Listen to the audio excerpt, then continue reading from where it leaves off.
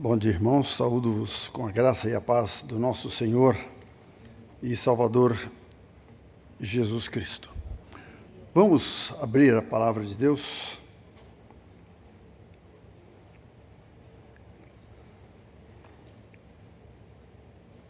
Primeira de João, capítulo 2, versículos de 24 a 28.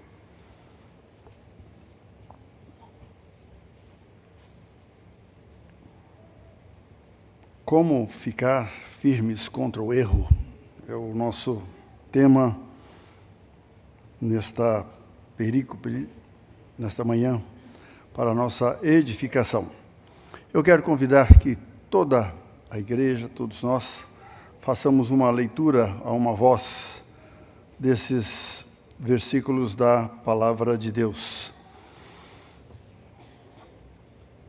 Permaneça em vós o que ouvistes desde o princípio, se em vós permanecer o que desde o princípio ouvistes, também permanecerei vós no Filho e no Pai. E esta é a promessa que Ele mesmo nos fez, a vida eterna.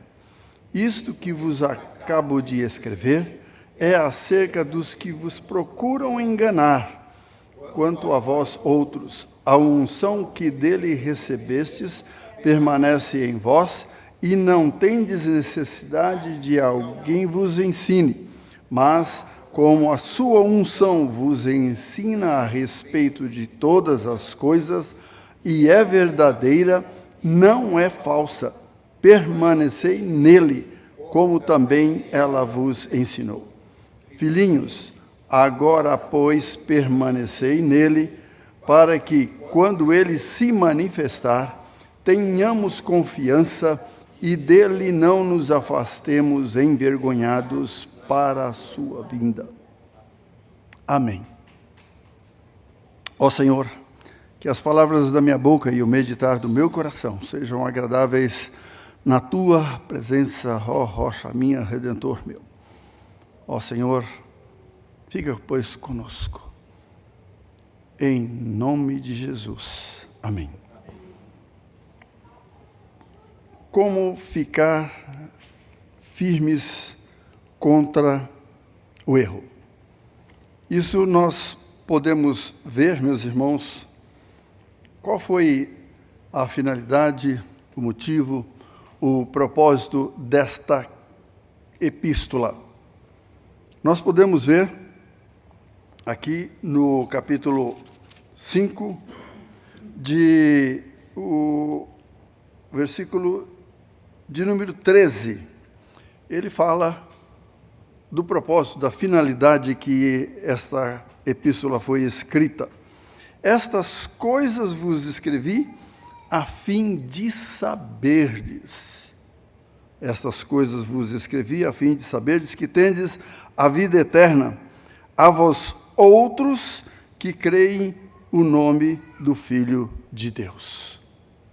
Estas coisas eu vos escrevi a fim de saberdes que tendes a vida eterna. E aqui mesmo, como nós já lemos, no capítulo 2, no versículo de número 25, diz: esta é a promessa que Ele mesmo nos fez, a vida eterna. Esta é a promessa que Ele nos fez, a vida eterna. Quais são as marcas desta vida eterna que Ele conquistou para nós ali na cruz do Calvário?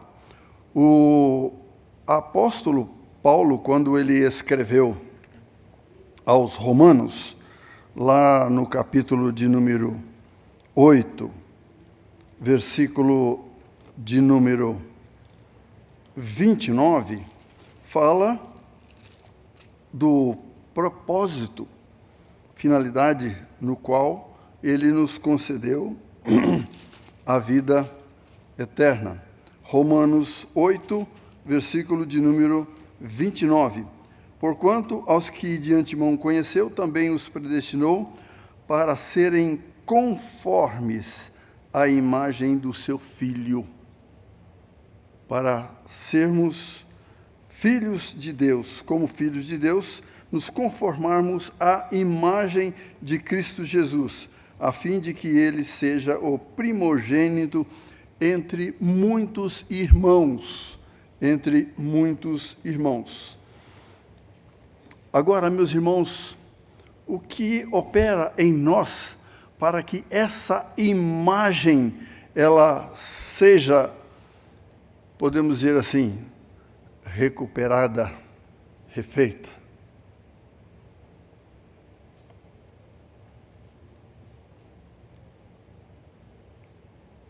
Quando nós fomos concebidos em pecado, e em pecado me concebeu minha mãe, eu nasci na iniquidade, e erramos, pecamos e perdemos esta imagem. Ficamos mortos em nossos delitos e pecados. Mas o Senhor Jesus Cristo, Ele veio para que esta imagem agora, ela fosse recuperada. E o Espírito Santo de Deus, através da sua palavra, trabalhasse em nossa vida para isso. E essa operação, aqui mesmo no livro na carta de Paulo aos Romanos, no capítulo 6, versículo 17, diz o seguinte: mas graças a Deus, porque outrora escravos do pecado, contudo viestes a obedecer de coração à forma de doutrina que fostes entregue. Então, quando nós obedecemos esta forma de doutrina que nos foi entregue pelos profetas e pelos apóstolos, E João, quando ele escreveu também o Evangelho, lá no capítulo de número 7, versículo 17, diz o seguinte: se alguém quiser fazer a vontade dele, conhecerá a respeito da doutrina, se ela de Deus ou se falo por mim mesmo. Se alguém quiser fazer a vontade dele, a vontade de Deus, faça-se a tua vontade em mim, em nós, como ela é feita ali no céu. E está tudo aqui na palavra de Deus. Podemos dizer, a doutrina, a palavra de Deus, ela tem essas doutrinas que, à medida que nós vamos conhecendo essas doutrinas e colocando elas em prática, a nossa vida vai sendo transformada, restaurada à imagem e semelhança de Deus, no qual foi criada ali em Adão, como diz a palavra de Deus. E é interessante, a gente pode dizer, qual foi o protótipo desta imagem e semelhança quando Deus, ali do pó, criou Adão? Já estava lá no plano de Deus na eternidade? Qual seria a imagem de Cristo Jesus? A forma dele, quando ele tomaria a forma humana? Então foi colocada ali em Adão. Assim como esta imagem ela é restabelecida em nós depois de nascermos de novo. Agora esta imagem ela vai sendo restaurada em nós, essa imagem perdida. A imagem de Cristo Jesus. Somos, como ele diz aqui agora, ele é o primogênito, nós somos filhos de Deus. Então, como filhos de Deus, nós temos que trazer em nós, esta imagem de Cristo Jesus. Quem opera isso? É o Espírito Santo de Deus, através da sua palavra. Então, nós temos aqui esta palavra, esses nossos 5 versículos que foram separados, que é aí o teste doutrinário, primeiro teste doutrinário, a segunda mensagem, a primeira mensagem foi aí no capítulo 2, de 18 a 23, falando sobre os anticristos. Os anticristos, esses que perderam a imagem e que agora estão operando aí para que eles trabalhem também para que essa imagem que nós temos, ela seja novamente, podemos dizer assim, embaçada. Então, o Senhor usa João para escrever essa carta, para falar como nós devemos, então, ficar firmes contra esses erros aí. Então, eu quero convidar, né, que os irmãos leiam comigo o versículo de número 24. Permaneça em vós o que ouviste desde o princípio, se em vós permanecer o que desde o princípio ouvistes, também permanecerei vós no Filho e no Pai. Então vem aí o ensino da palavra de Deus. Permaneça em vós. É interessante que essa palavra-chave que João gosta de usar nessa carta é permanecer. Permanecer. Não sei se vocês já tiveram, como disse o meu professor de História da Igreja, né? Tiveram a pachorra de ler e pesquisar, né? E ver quantas vezes esta palavra permanecer aparece nesta primeira epístola de João. 24 vezes aparece nessa primeira de João. E é interessante que aqui, neste versículo de número 24, ele usa 3 vezes, né? Permaneça em vós o que ouvistes, né? Se em vós permanecer, também permanecereis. Perseverança dos santos. Uma doutrina aqui que ele ressalta aqui, né? Para nós. Ele usa 6 vezes nessa sessão. Então, ele usa 3 vezes só aí no versículo 24, e depois 25, 26, 27 e 28, ele usa mais 3 vezes esta palavra. E tem vários sentidos essa palavra permanecer. E é interessante, é ficar. Ficar. Morar. Fique, né? More isso dentro de você e habite isso dentro de você, de forma firme e inabalável.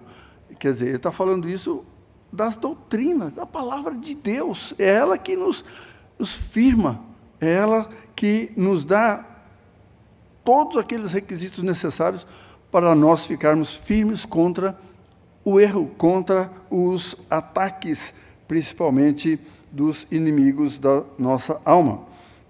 Então, este conceito, João aprendeu com Cristo. Ele já registrou lá no Evangelho de João, no capítulo de número 15, a partir do primeiro versículo. O Evangelho de João 15 diz assim: Eu sou a videira verdadeira, e meu Pai é o agricultor.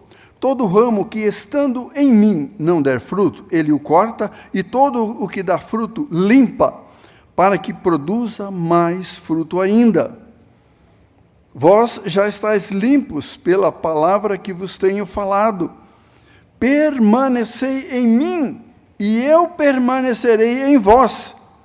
Como não pode o ramo produzir fruto de si mesmo, se não permanecer na videira, assim nem vós o podeis dar, se não permanecerdes em mim. Eu sou a videira, vós os ramos. Quem permanece em mim e eu nele, esse dá muito fruto, porque sem mim nada podeis fazer. Se alguém não permanecer em mim, será lançado fora, à semelhança do ramo, e secará, e o apanham e lançam no fogo e queimam. Se vós permanecerdes em mim, e as minhas palavras permanecerem em vós, pedireis o que quiserdes, e vos será feito. Nisso é glorificado meu Pai, em que deis muito fruto, assim vos tornareis meus discípulos. Foi o que foi ensinado também aqui na escola dominical, né? Como o Pai me amou, também eu vos amei. Permanecei no meu amor. Se guardardes os meus mandamentos, permanecereis no meu amor, assim como também eu tenho guardado os mandamentos de meu Pai, e no seu amor permaneço. Essa é uma palavra que João, tanto no Evangelho como aqui na sua epístola, nessa primeira, ele fala sobre essa questão, nos despertar para isso. Nós permanecermos, né? Esse é o ponto central, firmeza e estabilidade prevalecerão contra o erro doutrinário. Firmeza na palavra de Deus. Interessante, meus irmãos, algumas semanas aí eu fiz uma coisa que até tenho mostrado para alguns irmãos. Eu tenho colocado aqui na capa, né, eu tenho essa capa de plástico transparente, eu coloquei a tulipe e os 5 solas aqui. Então, sempre que eu vou pegar minha Bíblia, a primeira coisa que eu lembro é dessa questão doutrinária, esse ensino doutrinário, trazer à mente. Então, o versículo 24, a primeira parte diz: permaneça em vós o que ouviste desde o princípio. A doutrina do Evangelho da graça do nosso Senhor e Salvador Jesus, a pregação da palavra de Deus, né? Para que vocês permaneçam, para não serem iludidos pelas novidades dos falsos profetas. Guardar no coração a doutrina apostólica. Hoje nós lemos no Evangelho, na carta que Paulo escreveu aos Efésios, no capítulo 2, e então, se alguém quiser ver, também, Efésios capítulo 2, versículos 20 a 22. Edificado sobre o fundamento dos apóstolos e profetas, sendo ele mesmo Cristo Jesus a pedra angular, no qual todo o edifício bem ajustado cresce para santuário dedicado ao Senhor, no qual também vós juntamente estáis sendo edificados para a habitação de Deus no Espírito. Então, o conteúdo do Evangelho que nós conhecemos desde a conversão, no chamado, a gente chama plano de salvação, ou plano de evangelização que nós temos, um dos que eu conheci, é chamado evangelismo explosivo, ele coloca os 5 pontos do calvinismo, o Dr. Kennedy, James Kennedy, pastor da Igreja Presbiteriana de Coral Ridge, ali na Califórnia, nos Estados Unidos. Ele faleceu já há alguns anos. E é impressionante, meus irmãos, que em 88, quando ele veio aqui ao Brasil, nós tivemos uma conferência, e foi uma semana, e este programa dele de evangelismo já estava sendo conhecido em 108 países, que igrejas estavam colocando este plano de evangelização para as igrejas, para os membros das igrejas. Então, o conteúdo do Evangelho que conheciam desde a sua conversão. O conteúdo do Evangelho são essas doutrinas que nós temos aí. Começa com a depravação total. E esse Evangelho, essa exposição do Evangelho, começa por aí. Se vocês olharem todas as pregações que nós temos aqui, registradas aqui no livro de Atos, começa a falar isso, principalmente da razão da encarnação de Cristo Jesus e ele ter morrido ali na cruz do Calvário. Foi para falar disso, porque nós estávamos mortos em nossos delitos e pecados. Então, permaneça em vós o que ouviste desde o princípio. E o Salmo 119:11 diz: guardo no coração as tuas palavras para eu não pecar contra ti. Hebreus capítulo 2, versículo 1 diz: por esta razão importa que nos apeguemos com mais firmeza às verdades ouvidas, para que delas jamais nos desviemos. Jamais nos desviemos. Desde o início, os apóstolos ensinaram a doutrina da Trindade e que Jesus Cristo é o Filho de Deus.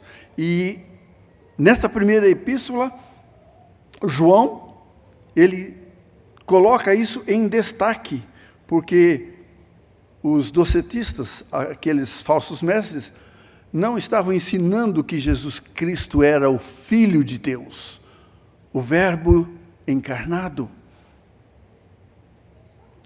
Ele recebeu um certo poder quando foi batizado, mas ele perdeu esse poder quando foi crucificado. Mas nesses ensinos que esses falsos mestres estavam dando, não continham a palavra de Deus. Falsos ensinos. Então, desde o início, os apóstolos ensinaram esta doutrina.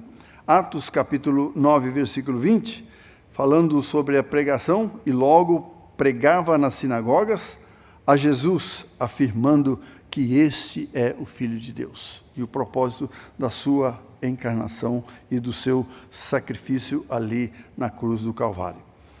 Na segunda parte do versículo 24 diz: se em vós permanecer o que desde o princípio ouvistes, também permanecerei vós no Filho e no Pai. Então, esse ensino doutrinário tem que permanecer em nós, serem avivados dia após dia. Né? O Salmo 1 fala, né, na sua lei medita de dia e de noite, na palavra de Deus, para que assim, né, isso sendo ali exercitado, permanecerei vós no Filho e no Pai. A permanência na mensagem apostólica os mantinham em comunhão com Deus Pai e com o Filho. Versículo de número 25 diz: e esta é a promessa que Ele mesmo nos fez, a vida eterna. O que é vida eterna? O que é vida eterna? Quando nós fomos concebidos, nós recebemos a vida. Mas, com o pecado, nós morremos espiritualmente. Mas quando nós recebemos a Jesus Cristo, depois de ouvirmos o Evangelho, o que aconteceu? Nascemos de novo.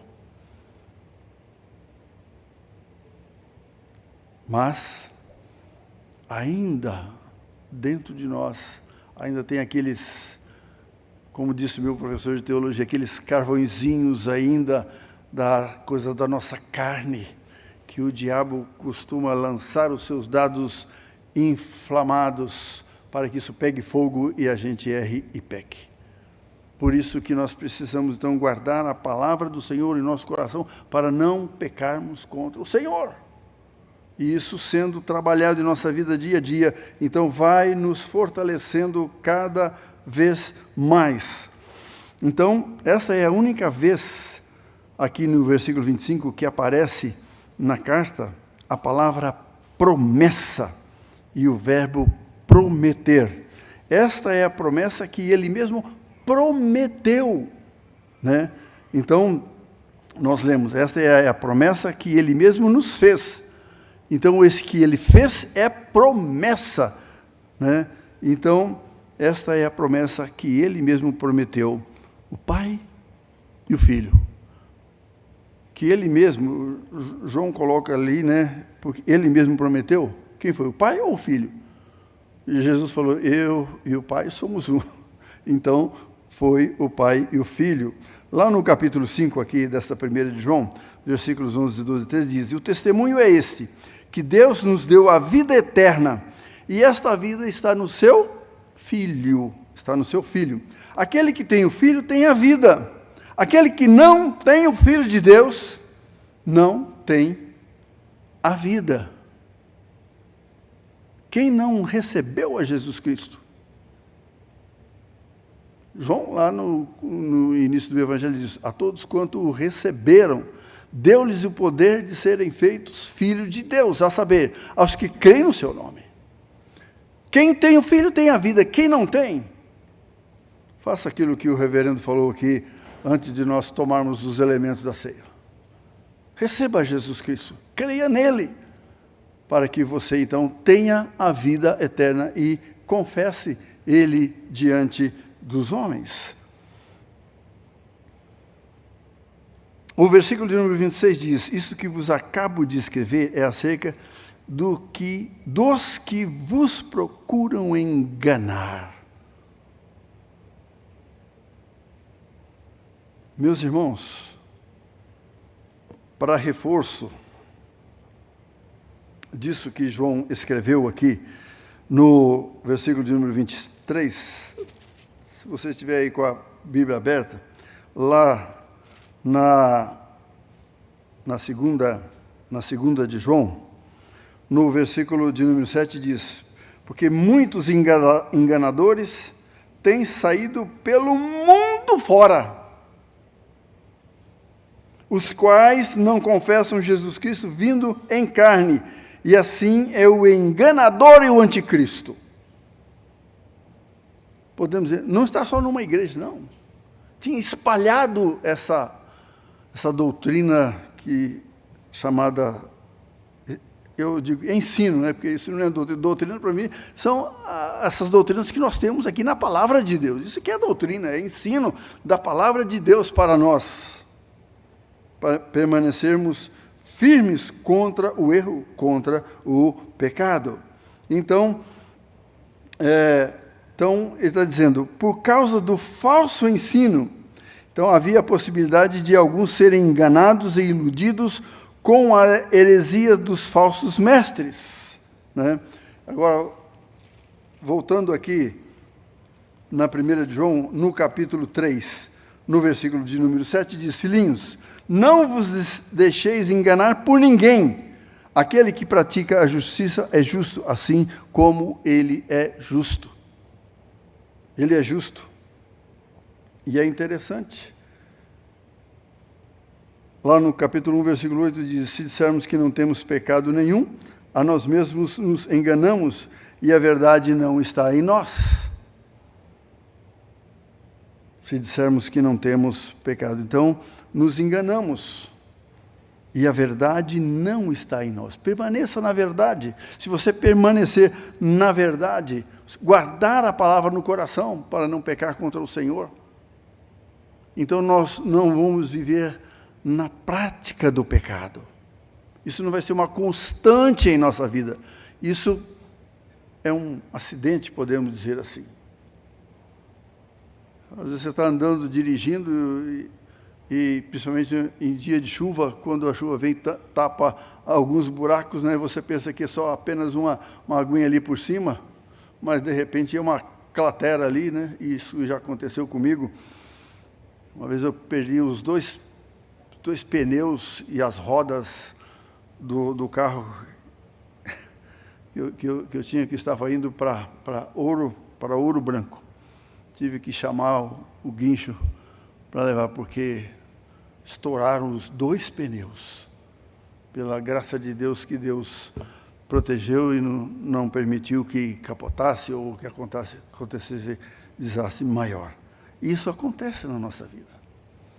Às vezes tem um buraquinho pequeno que, né, não é tão danoso em nossa vida, mas tem alguns que provocam danos terríveis na nossa vida. Mas o Senhor, Ele trabalha. Nós estamos nas mãos do Senhor. E Ele trabalha para nos restaurar. Então, quantos enganadores estavam ali fazendo isso? Então, João aqui está fazendo a sua parte para resgatar as ovelhas dos lobos perniciosos, como Paulo fez lá em Atos, capítulo 20, versículo 29. Eu sei que depois da minha partida entre vós penetrarão lobos vorazes, que não pouparão o rebanho.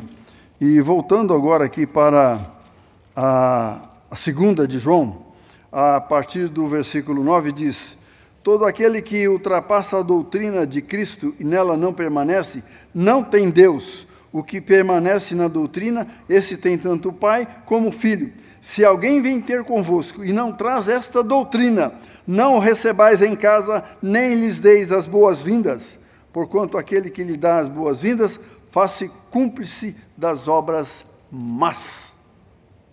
É uma palavra dura, né? Então ele coloca essa segunda epístola aí para reforçar aqui, porque ainda tinha alguns incautos, alguns que não estavam firmes, ainda não tinham crescido, ainda estavam, como Pedro fala, vocês são como meninos que ainda precisam, o leite ainda, né, aqueles rudimentos ainda da pregação do Evangelho ainda na vida de vocês. Vocês não estão podendo ainda, Paulo fala, né, aos Coríntios, olha, vocês são como crianças, eu não pude dar o alimento sólido, essas doutrinas aqui, principalmente os 5 pontos, né, que nós temos aqui do calvinismo, os 5 solas.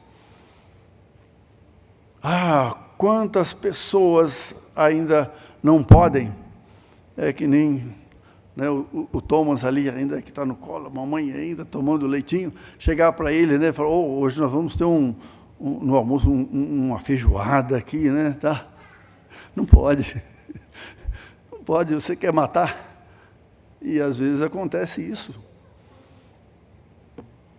Então, nós precisamos, aí, esses falsos mestres, eles não possuíam aquilo que está lá no versículo 27. Quanto a vós outros, a unção que dele recebestes permaneça em vós.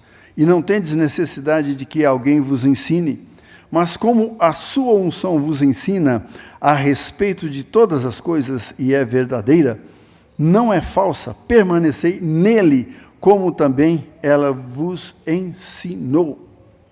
Os falsos mestres não possuíam essa unção. Eles não eram nascidos de novo. No versículo 19, diz, eles saíram, aqui do capítulo 2, eles saíram do nosso meio, entretanto não eram dos nossos, porque se tivessem sido dos nossos, teriam permanecido conosco. Todavia eles se foram para que ficasse manifesto que nenhum deles é dos nossos. Às vezes a gente fica estupefato quando vê alguém, alguém abandonou a igreja, deixou a igreja. Será que ele deixou a igreja? Segundo a palavra de Deus, ele não era da igreja. Ele não era nascido de novo. É uma palavra dura aqui, mas é. E principalmente quando saem e depois ficam ensinando essas heresias. essa unção, ela vem, por incrível que pareça, lá da conversão. Lá no livro de Efésios, voltando aos Efésios, agora no capítulo 1, versículo de número 13, diz o seguinte: em quem também vós, depois que ouvistes a palavra da verdade, o evangelho da vossa salvação, tendo nele também Cristo, fostes selados com o Santo Espírito da promessa. Esta é a unção, esse selo. E Paulo usa uma outra figura de linguagem também. Os nossos corpos agora são templos do Espírito Santo. Essa é a unção. Essa é a unção. E é Ele que trabalha agora em nossos corações. Para nós, ao lermos a palavra de Deus, para vivermos dia a dia, testemunhando e trazendo à nossa mente a palavra que nós vemos aqui, para quando nós vamos evangelizar, testemunhar, é o Espírito Santo de Deus que faz isso em nós, essa unção. O Espírito da verdade, como João também colocou lá no Evangelho, no capítulo 14, versículo 17. O Espírito da verdade que o mundo não pode receber, porque não o vê, nem o conhece. Vós o conheceis, porque ele habita convosco e estará em vós. Então, quando você aceitou a Jesus Cristo. No entanto, João está seguro que os seus ouvintes não se deixariam levar pelas mentiras dos falsos mestres, por causa desta unção, por causa da conversão. Então, é um alerta para aqueles que ainda estavam na igreja, frequentando a igreja, junto com os salvos, mas ainda não eram salvos. Eles estavam sujeitos, então, a ser aí presas desses lobos vorazes, desses falsos mestres. Então, é óbvio que João não diz aqui aos crentes que não precisavam de mestres humanos. Dizer isso seria contradizer passagens da Bíblia que falam do trabalho dos pastores e mestres na igreja. Efésios capítulo 4, versículo 11. E ele mesmo concedeu uns para apóstolos, outros para profetas, outros evangelistas e outros para pastores e mestres. Romanos 12, 7. Se ministério, dediquemo-nos ao ministério, ou o que ensina, esmere-se ao fazê-lo. 1 Timóteo 5,17. Devem ser considerados merecedores de dobrados honorários os presbíteros que presidem bem, com especialidades os que se afadigam na palavra e no ensino. 2 Timóteo 2,24. Ora, é necessário que o servo do Senhor não viva a contender, e sim deve ser brando para com todos, apto para instruir, paciente. Hebreus 13:7. Lembrai-vos dos vossos guias, os quais pregavam a palavra de Deus, considerando atentamente o fim da sua vida, imitai a fé que tiveram. Foi aqui o que o reverendo Gilvan até falou, né, que eles se afadigam, até quando está estudando, sua. O trabalho que dá, se afadiga para estudar a palavra de Deus e também para transmitir. O Dr. Shedd diz que um sermão de 40 minutos, de 1 hora, é como você trabalhasse 8 horas no trabalho como servente de pedreiro,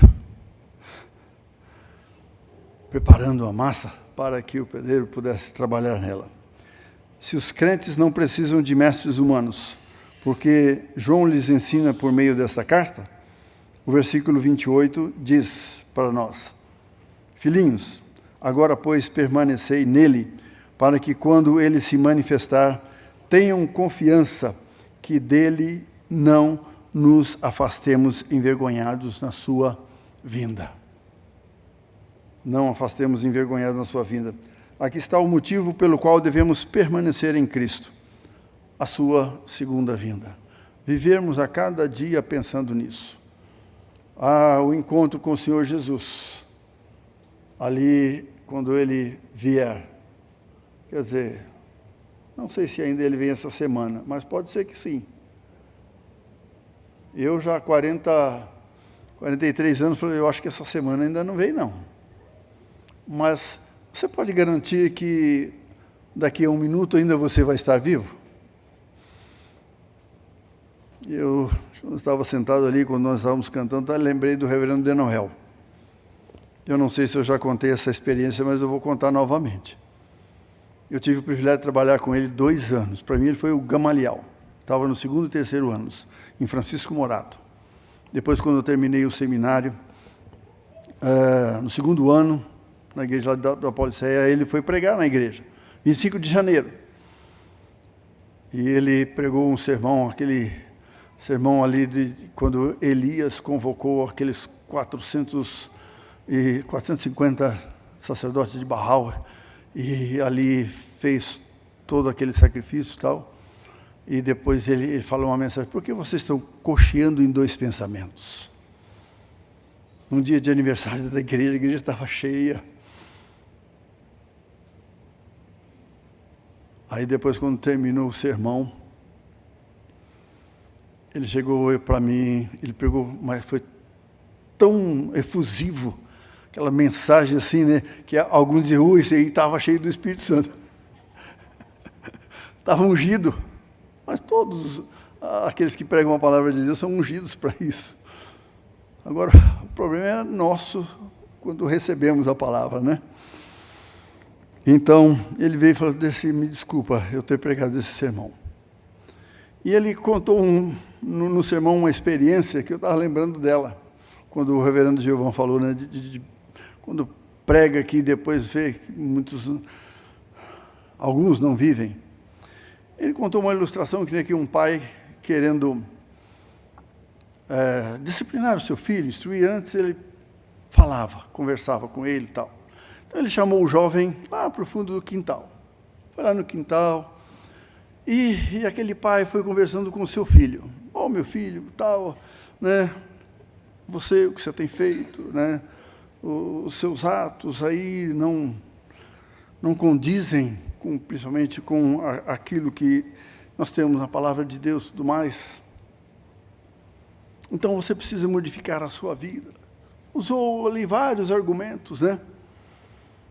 Aí, depois de algum tempo, quando o pai acabou de falar com ele, ele disse assim para o filho: você ouviu, você entendeu o que eu disse para você?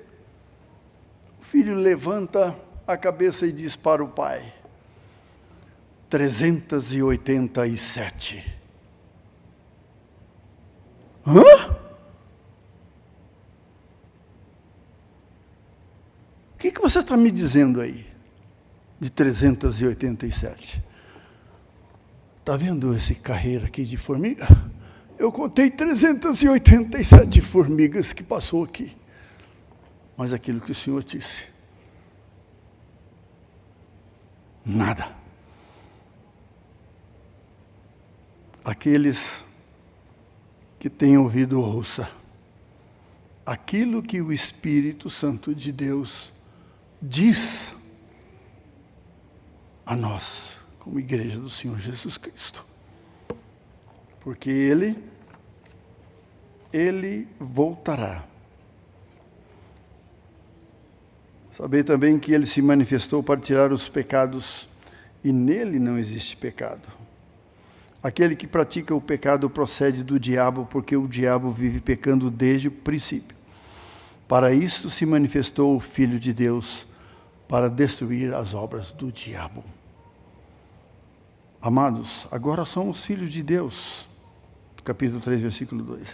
E ainda não se manifestou o que havemos de ser. Sabemos que quando Ele se manifestar, seremos semelhantes a Ele, porque haveremos de vê-lo como é.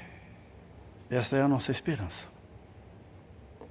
E o reverendo depois acho que de 1 ou 2 anos, Reverendo de Noel, celebrando a ceia na Igreja Unida ali de São Paulo, havia já distribuído o pão.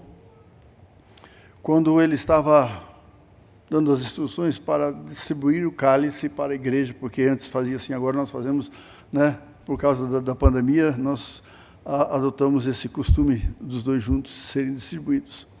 Quando ele estava pego o cálice e estava falando, de repente a sua voz ficou embaraçada,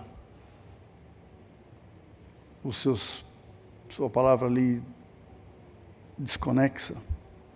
E um pastor, que ele, quando presbítero, foi pregar na igreja onde meus pais estavam frequentando, pregou o evangelho, e para mim foi quando eu recebi a Jesus, e agora ele era pastor, porque o reverendo de Noel trabalhou com ele, e ele foi, então, pastor, estava ao lado, Amílcar Ovídio Borba, que também já faleceu.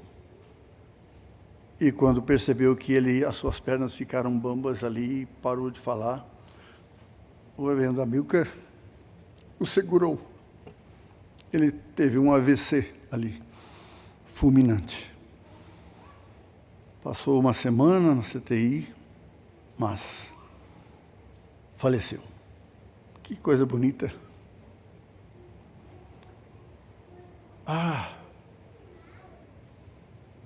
Estar com o Senhor é incomparavelmente melhor. Estamos preparados para isso? Estamos preparados para isso, meus irmãos? Se não hoje, mas amanhã, ou depois, não sei. Mas que Deus nos abençoe. Amém. Reverendo Giovan, por favor.